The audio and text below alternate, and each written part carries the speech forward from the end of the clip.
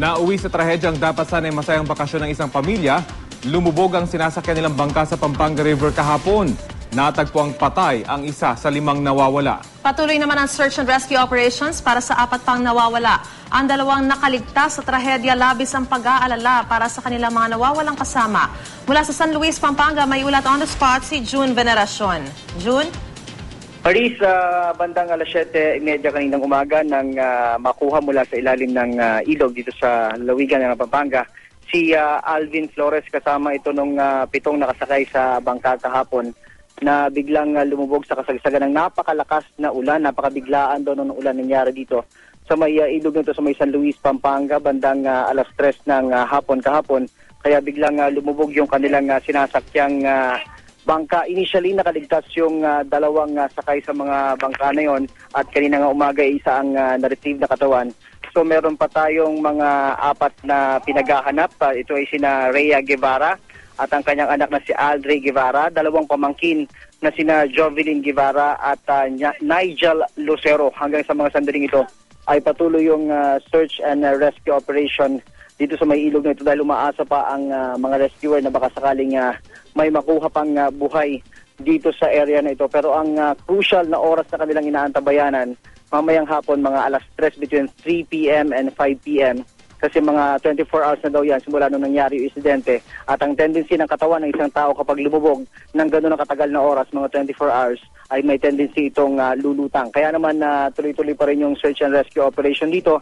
Nagsanib na ng pwersa itong Philippine Army, Philippine National Police, itong mga rescuers mula sa Pampanga at maging sa kalapit na probinsya ng Bulacan ay nandito na rin para magtulong-tulong. And even yung mga mangingisda dito, Maris, dito sa bayan ng San Luis, dahil mga kakilala nga nila yung mga biktima ay tumutulong na rin sa paghahanap dun sa mga taong lumubog nga sa kanilang bangka sinasakyan kahapon dito sa may ilog ng Pampanga, Maris.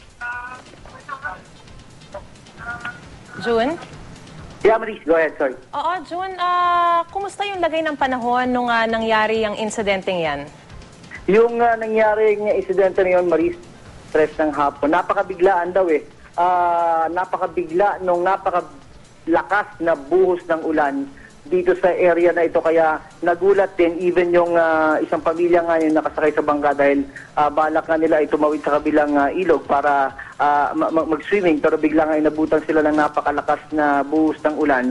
Yun ang naging sanhi, kaya lumubog yung sinasakyan nilang bangka. At meron ding na-notice yung mga personnel dito ng Philippine National Police na nagkaroon ng mga butas yung bangkang sinasakyan nila. Ang nangyari daw nito ay yung paglubog, una lumubog yung puwetang bahagi ng bangka hanggang dahan-dahan na itong lumubog ng buo. Kaya yung mga nakapwesto doon sa mayunahan, yun nga yung 2 nakaligtas sa insidente, ay sila nga yung luckily ay nakasurvive dito sa trahedyang ito dahil ang pwesto nila ay nado sa unahan ng bangka dahil ito yung lumubog medyo patras, Maris. Pero may tuturing ba na overloaded yung bangka na yon? Sinasabi ng mga tao dito ay sanay na sila sa mga ganong klaseng sitwasyon. Although nga mababanggit natin na 7 ang laman sa isang maliit na sasakyang pang-ilog. Ayun, although sinasabi ng mga tao dito, ordinarily nagagamit yon mga ganong klaseng bangka kahit ganon ang load dahil yung karamihan naman sa mga sakay na yun, Maris, ay mga bata. Yun nga lang, again, sa mga ganitong klaseng sitwasyon ay wala yung mga life vest na kadalasan nakikita natin dahil alam naman natin yung sitwasyon sa mga ganitong klaseng bayan ng isang klaseng probinsya, Maris. Baka dapat talagang siguraduhin na sa lahat ng mga alis laging may life vest. Maraming salamat, June Veneracion.